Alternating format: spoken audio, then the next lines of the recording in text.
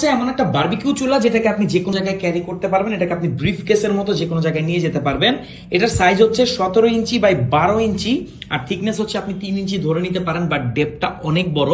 দেখেন এতটুকু হচ্ছে ডেপ, এটা হচ্ছে 3 ইঞ্চি, আর এটা মিলিয়ে মোটামুটি 6 ইঞ্চির মতো হবে। সো আপনি অনেকখানি কয়লা এখানে দিতে পারবেন।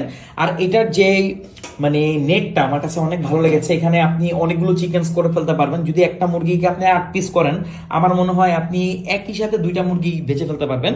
না সরি, ওই কাছাকাছি ভাজতে পারবেন আর কি, এটা আপনার স্কিলের উপর ডিপেন্ড করে।